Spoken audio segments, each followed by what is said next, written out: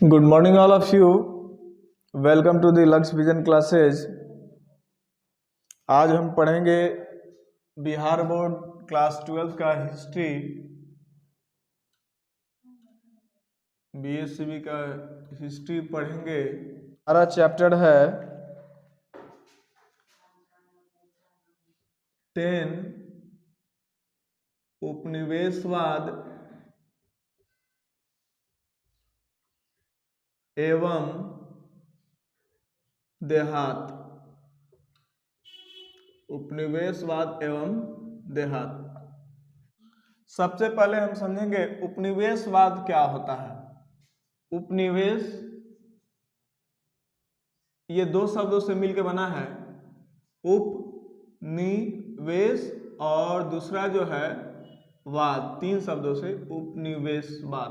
उप मतलब होता है दूसरा, उप मतलब होता है दूसरा या अन्य, और निवेश का मतलब इसको हम इंग्लिश में बोलते हैं इन्वेस्टमेंट। हम कोई चीज में इन्वेस्टमेंट करते हैं, अपना पैसा लगाते हैं ताकि हमको बेनिफिट हो।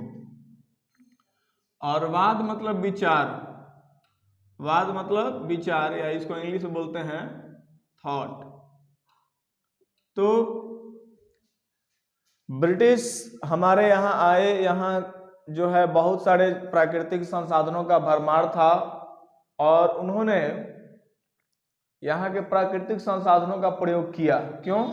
अपने फायदे के लिए। यानी ब्रिटिश जो है इंडिया में इन्वेस्टमेंट करते थे, क्यों? बिजनेस पर्पस के लिए, ज्यादा से ज्यादा जो है प्रॉफिट हो, ना कि यहाँ के लोगों का कल्याण हो, वेलफेयर हो। ब्रिटिश का एक ही मकसद था कि ज्यादा से ज्यादा प्रॉफिट कमाना, ना कि यहाँ के लोगों का वेलफेयर करना। इसी चीज को हम पढ़ेंगे इस चैप्टर में। तो सबसे पहले हम हेडिंग देंगे उपनिवेशवाद, उपनिवेशवाद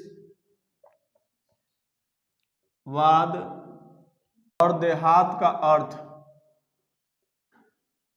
ये दो शब्द है, उपनिवेशवाद और देहात का अर्थ क्या होता है, इसको हम समझेंगे। तो उपनिवेश शब्द का अर्थ गुलामी होता है। क्या होता है?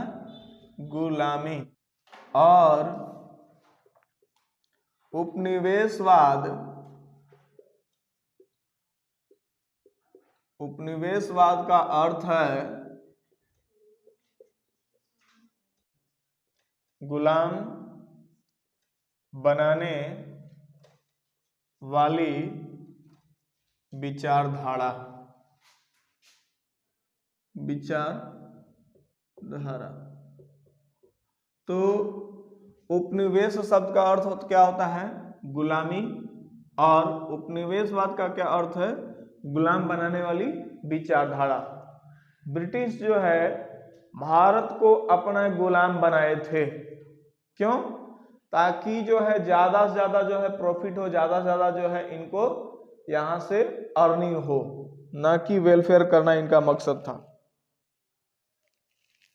अच्छा, अब हम बात करते हैं देहात। तो देहात का मतलब क्या होता है? देहात का अर्थ होता है गांव। गांव, गांव पद्धति व्यतीत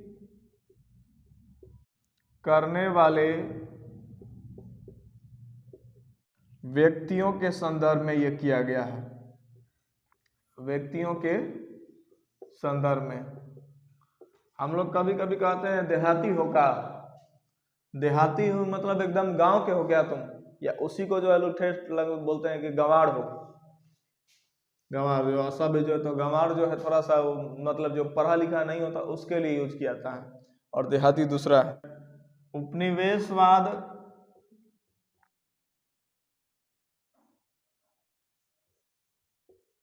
एवं देहात का अर्थ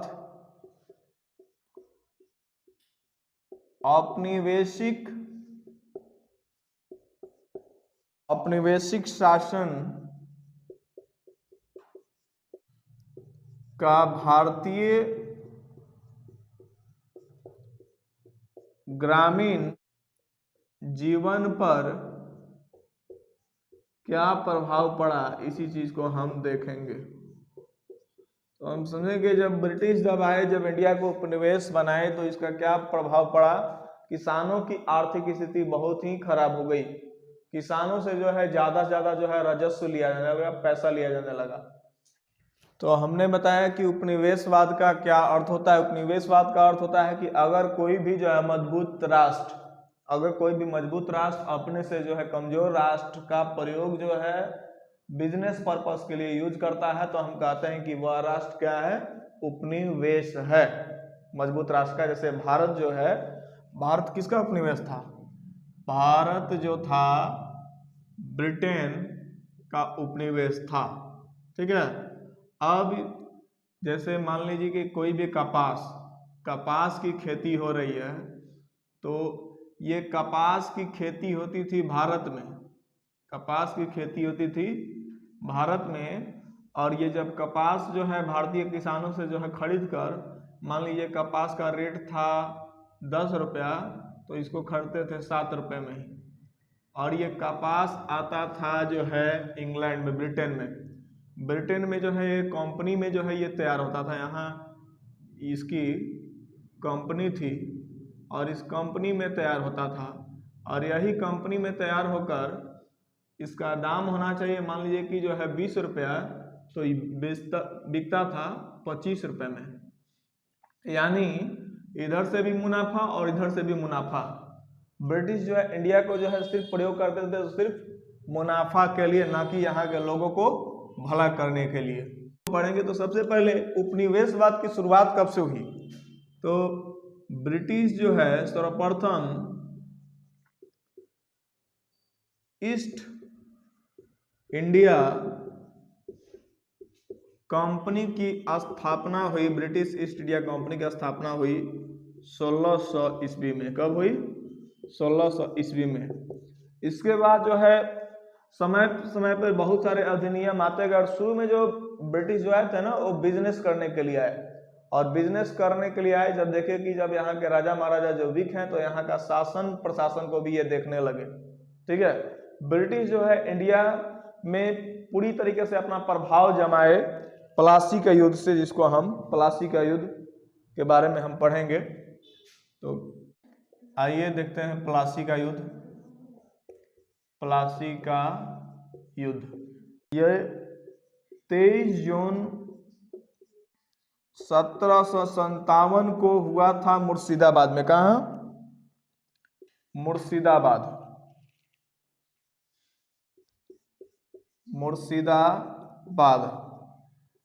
तो प्लासी का युद्ध कब हुआ? 23 जून 1757 को। कहाँ हुआ? मुर्शिदाबाद में। दक्षिण के 22 किलोमीटर दूर जिला है। तो नदिया जिले में नदी के किनारे, नदिया जिला में गंगा नदी के किनारे प्लासी है। प्लासी नामक एक क्षेत्र है और यहीं युद्ध हुआ था। प्लासी कहाँ है? तो दक्षिण के 22 किलोमीटर दूर नदिया जिला में प्लासी एक जगह है। इस युद्ध में ब्रिटिश ईस्ट इंडिया कंपनी और बंगाल के नवाब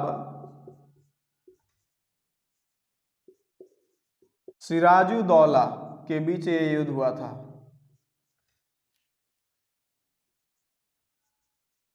सिराजुद्दौला की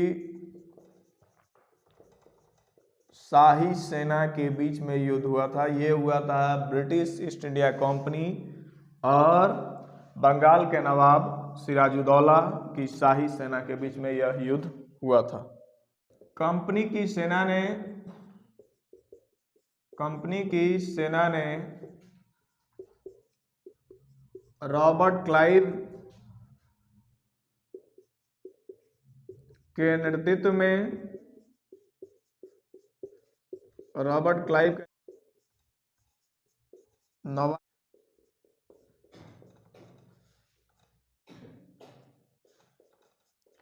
नवाब सिराजुद्दौला की शाही सेना को हरा दिया और पूरे बंगाल पर अंग्रेजों का कब्जा हो गया। अंग्रेजों के अधीन आने वाला भारत का प्रथम क्षेत्र बंगाल था। तो हम प्लासी का युद्ध में देखते हैं कि यह युद्ध जो है 23 जून 1757 को मुर्शिदाबाद में हुआ था। और यह मुर्शिदाबाद कहाँ है? दक्षिण भारत के जो है 22 किलोमीटर दूर नदिया जिला में गंगा नदी के किनारे है प्लासी। और ये यहीं जो है प्लासी में ब्रिटिश ईस्ट इंडिया और बंगाल के नवाब सिराजुद्दौला के बीच में युद्ध हुआ। ब्रिटिश के तरफ से जो है कंपनी के सेना का नेतृत्व कर रहे थे रॉबर्ट क्लाइव। कौन? Robert Clive. और रॉबर्ट क्लाइव और नवाब सिराजुद्दौला की जो है सेना जो है प्लासी का युद्ध में इकट्ठा हुई, जिसमें जो है नवाब सिराजुद्दौला की सेना जो है हार गई रॉबर्ट क्लाइव की सेना से और पूरे बंगाल पे अंग्रेजों का कब्जा हो गया। क्वेश्चन पूछता है कि बताइए भारत का वह कौन सा प्रांत है जहां ब्रिटिश जो है पहली बार जो है अपना शासन करना या उसको अपने अधीन ले लिए? तो कौन सा क्षेत्र? बंगाल। बंगाल को ही इन्होंने सबसे पहले अपने कब्जे में लिया था। चलिए देखिए, हम समझते हैं कि जो है प्लासी का युद्ध कब हुआ था? 23 जुलाई 1757 को। कहाँ हुआ था? बंगाल में, मुर्शिदाबाद में जो है एक जगह है नदिया। और ये जो है युद्ध हुआ था रॉबर्ट क्लाइव और सिराजुद्दौला के बीच में, जिसमें सिराजुद्दौला की हार हुई थी। और सिराजुद्दौला के हार के बाद जो है ब्रिटिश जो है बंगाल पर जो है इसको पूरे बंगाल को कब्जे में कर चुके थे। तो प्लासी का युद्ध कब हुआ था? 23 जुलाई 1757। किसके किसके बीच में? ब्रिटिश और सिराजुद्दौला के बीच में। चलिए आगे देखते हैं कर व्यवस्था यानी टैक्स सिस्टम। कर व्यवस्था, टैक्स सिस्टम। बंगाल पर विजय होने के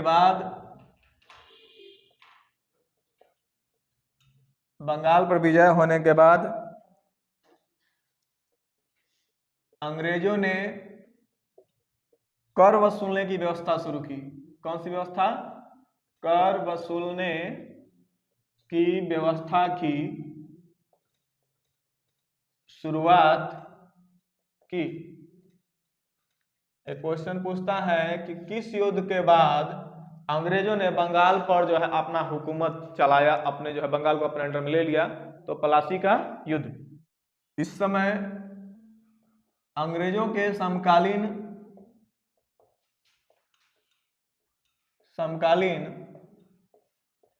तीन प्रकार की व्यवस्था प्रचलित थी। कितने प्रकार के? 3 प्रकार के व्यवस्था प्रचलित। इस्तमरारी बंदोबस्त, क्या कहते हैं इसको? इस्तमरारी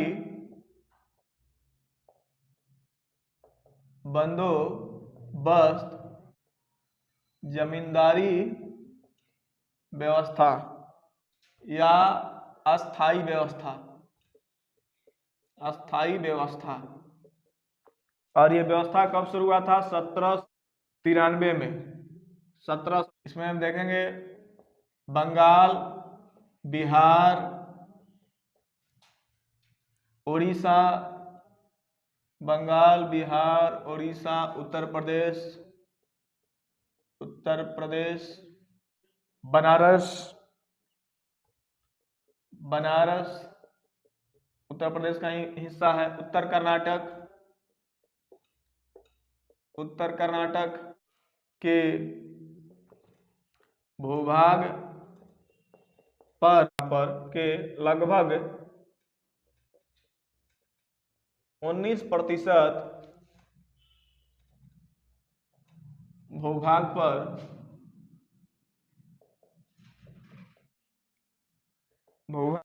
अस्थाई बंदोबस्त लागू किया गया था। तो बंगाल, बिहार, उड़ीसा, उत्तर प्रदेश, बनारस और उत्तर कर्नाटक के लगभग कितने प्रतिशत भूभाग पर? 19% भूभाग पर जो है अस्थाई बंदोबस्त यानी जो है परमानेंट सेटलमेंट जिसको बोलते हैं, इस्तेमरारी बंदोबस्त या जमींदारी या जाति, ये अस्थाई व्यवस्था ये शुरू हुई थी। कब हुई थी? 1793 में। अब जो दूसरी हमारी जो व्यवस्था है, दूसरी व्यवस्था का नाम है रैयतवाड़ी। ये क्लास 8 में भी आप लोग पढ़े थे, रैयतवाड़ी व्यवस्था। और रैयतवाड़ी व्यवस्था की शुरुआत हुई 1792 में। यह व्यवस्था असम, मद्रास, मुंबई प्रांत में लागू किया गया, प्रांत में लागू किया गया। कहां कहां लागू किया गया? असम, मद्रास, मुंबई प्रांत में। असम, मुंबई प्रांत में, मद्रास में यह व्यवस्था लागू की गई। जो औपनिवेशिक भारत के 51%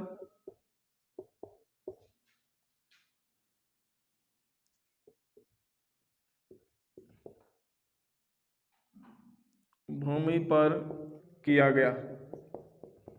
ये व्यवस्था कितने प्रतिशत भूभाग पे किया गया? तो हमारे औपनिवेशिक भारत के 51% भूभाग को जो है सिर्फ जो है रैयतवाड़ी व्यवस्था में था। कौन सी व्यवस्था? रैयतवाड़ी व्यवस्था। और तीसरा जो है महलवाड़ी व्यवस्था, महलवाड़ी व्यवस्था।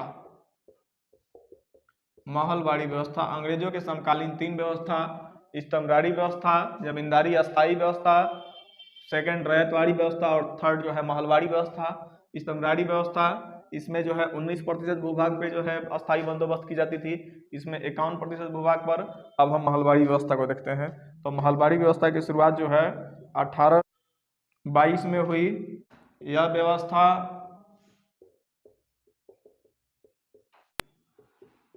उत्तर प्रदेश के मध्य प्रांत, उत्तर में लागू की गई थी, में लागू हुई। जो औपनिवेशिक भारत के 30% भूभाग पर था।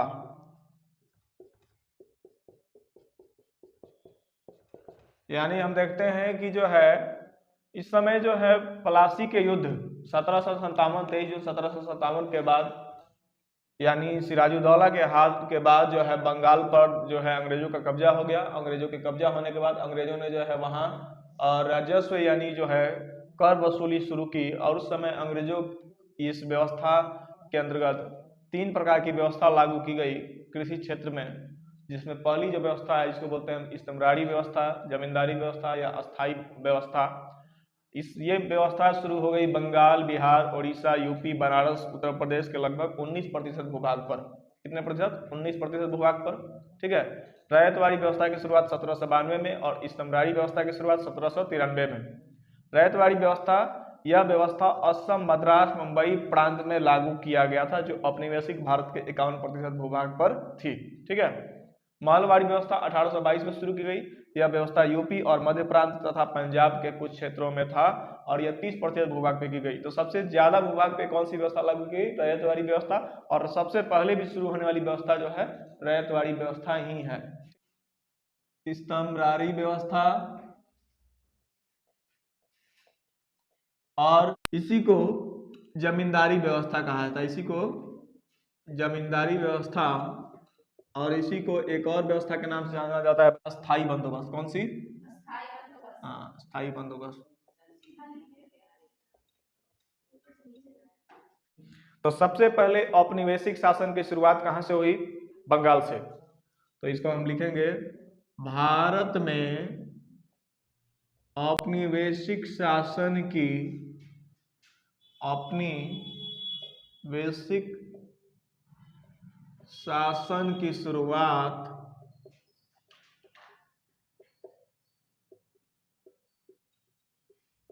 बंगाल से हुई। कहां से हुई?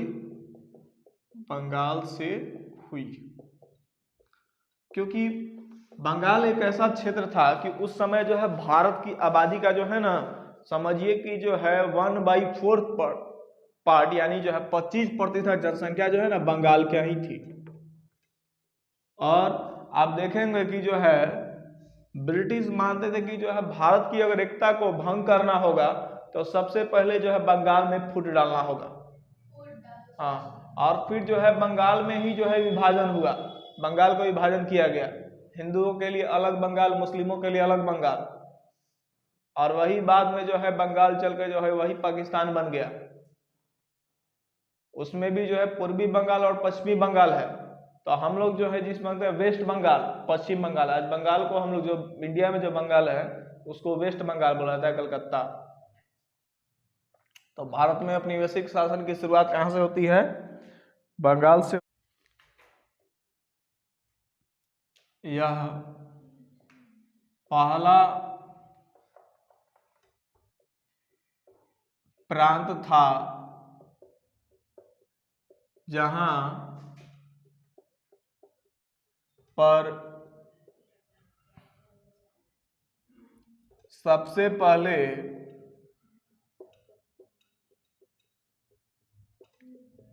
ग्रामीण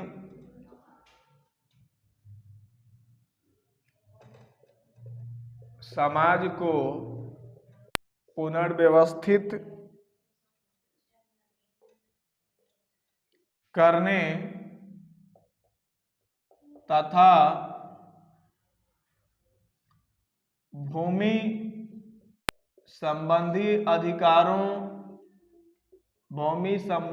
अधिकारों की नई व्यवस्था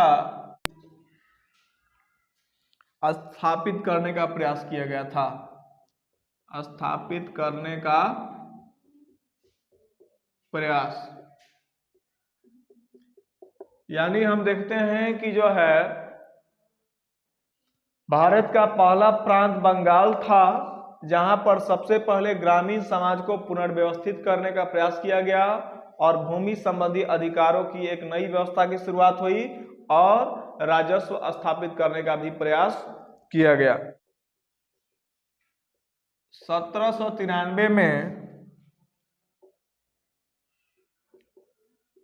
इस्तमरारी व्यवस्था बंगाल के राजाओं तथा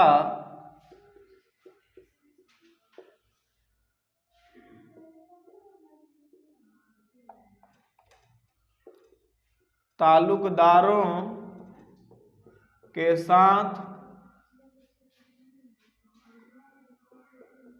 लागू की गई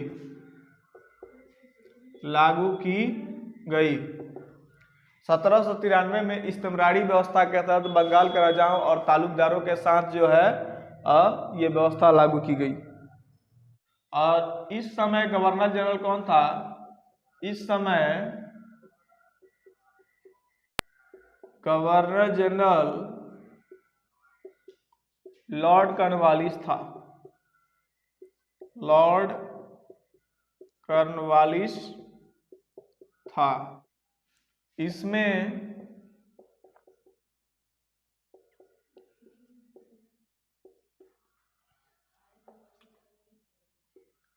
जमींदारों को निर्धारित कर संग्रह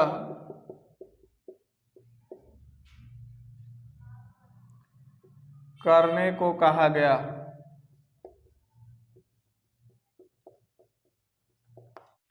इसे सूर्यास्त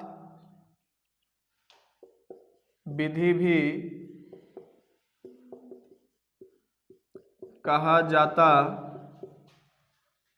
था। मतलब इसमें क्या हो गया, जमींदारों को बुलाया गया और जमींदारों को कहा गया कि आप अपने अपने क्षेत्र के जमींदार हैं, आपको अपने अपने क्षेत्र से जो है निर्धारित जो है टैक्स जो है राजस्व वसूल करके हमको देना है।